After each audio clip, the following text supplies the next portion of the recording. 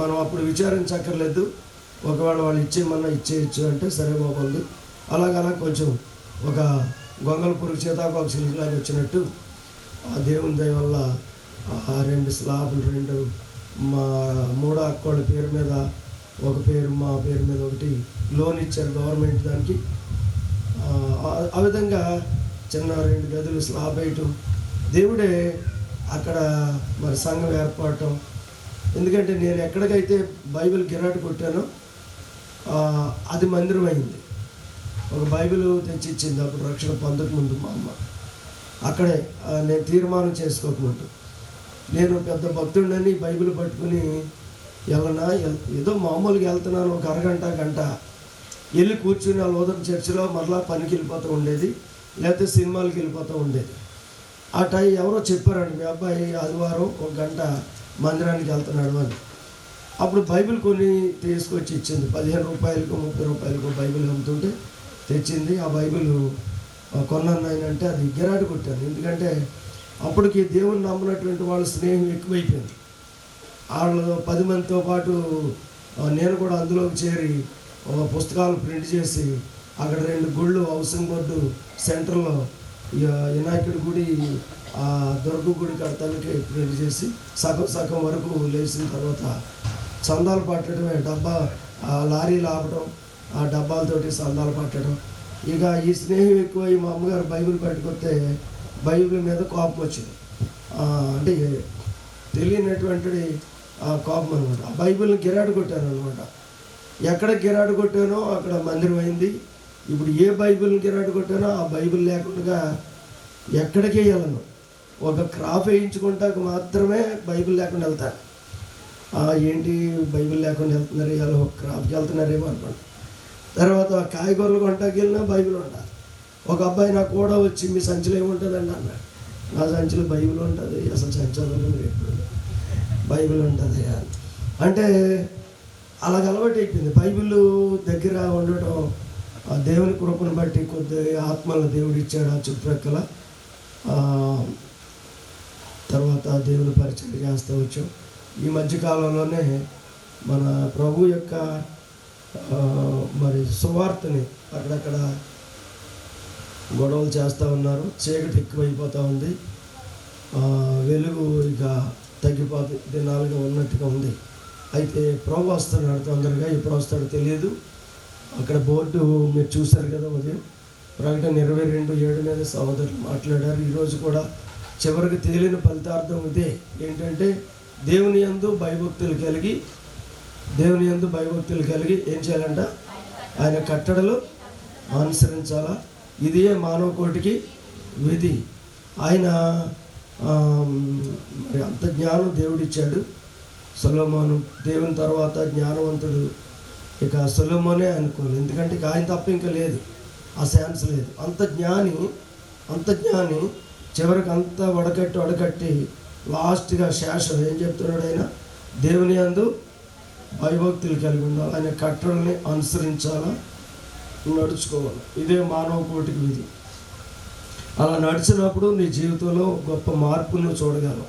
ఒక ఉన్నతమైనటువంటి ఆత్మీయ అంతస్తును నువ్వు చూడగలవు. కనుక ఇది దేవుడు అనుభవపూర్వకంగా నేరుడు దేవుని కృప వల్ల మాకు మందిరం వెనకమాల, అంటే ఇంటికి వెనకమాల MIC ఇదివరకు ఉత్తరం రాసేటప్పుడు ఆ ఇంటి అడ్రస్ మీద రాసేవాడు.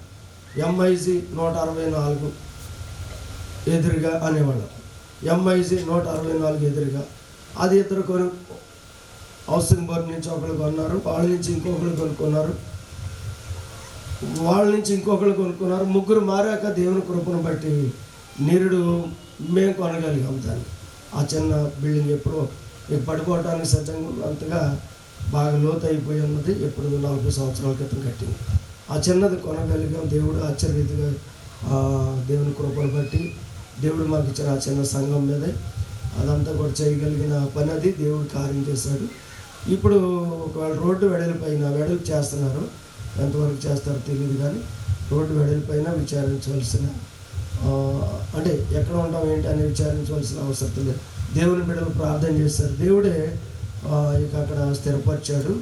తర్వాత ఇక తాడేపల్లిగూడలో పైడిమెట్లో మరి ఎప్పుడన్నా వెళ్తే మా ఇంటి దగ్గరే చిన్న మీటింగ్ పెడుతూ ఉండేది. సహోదరులు కూడా ఇప్పుడు మాట్లాడిన జెర్మియా గారు అంతకుముందు మరి మన ఊరిలో కూడా మాట్లాడారు.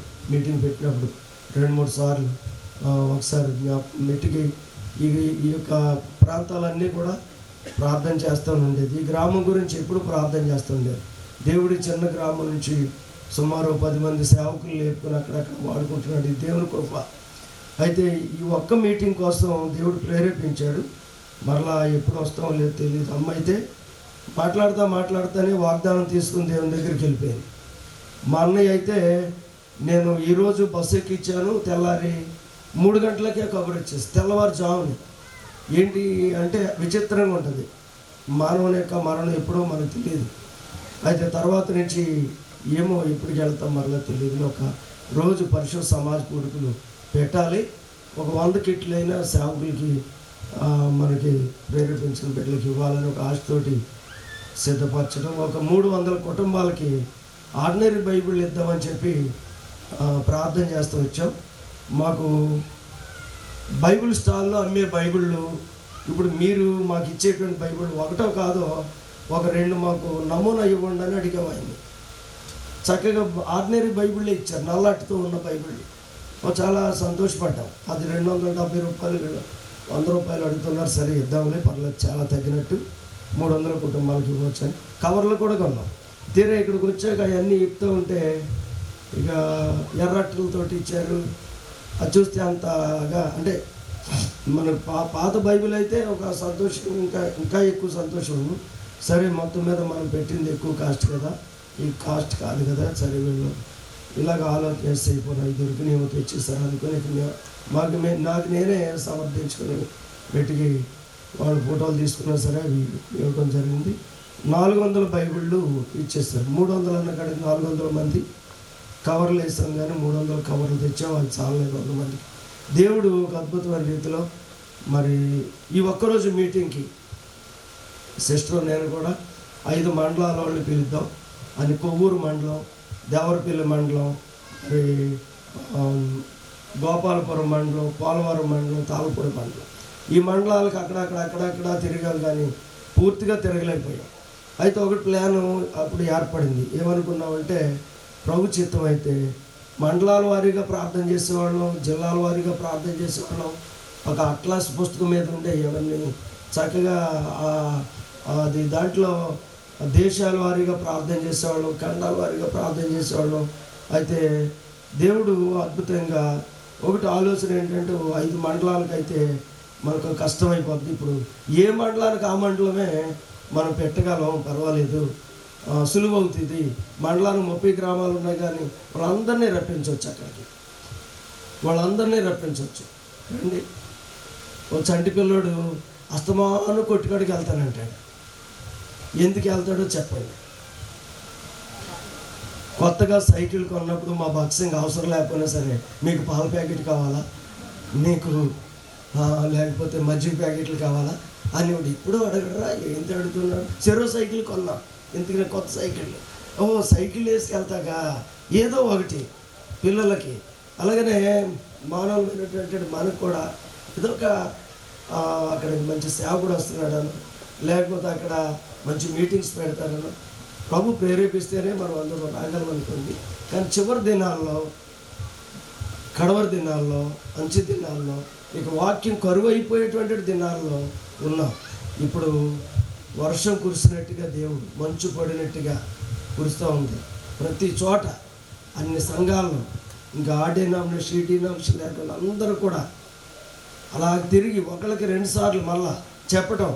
దేవుని కృపల్లో అక్కడక్కడి నుంచి ఆటోలు కట్టుకుని, బస్సులు కట్టుకుని దేవుడు అద్భుతంగా మరి ఈ ప్రాంతానికి తీసుకురావటం దేవుని కృప. ఇది ఆశ్చర్యమే. వెతికి మీకు ఏదైనా దేవుడు ఆస్తిస్తే అందులో సగం దేవుని ఖర్చు పెట్టేయండి. సగం పేదలకు ఇచ్చానంటాడు రక్షణ పొందిన వెంటనే ఒక ఆయన. ఎవరు? అదే తాత ముత్తాతల నుంచి ఎలా సంపాదించారనేది మీకు తెలియకపోవచ్చు, లేకపోతే మీ కష్టార్జితమైన అయ్యి ఉండొచ్చు. మొత్తం మీద సగం పేదలకు ఇచ్చేయండి, పంచేయండి, వెదజల్లండి. నీ ఆహారం నీళ్ళ మీద అయ్యి చాలా దినాలు అయిన తర్వాత అది నీకు కనబడను అంటాడు. ఆహారం నీళ్ళ మీద వేస్తే చాలా దినాలు అయిన తర్వాత కనబడుద్ది. నీకున్నటువంటి జీతం మరి దశ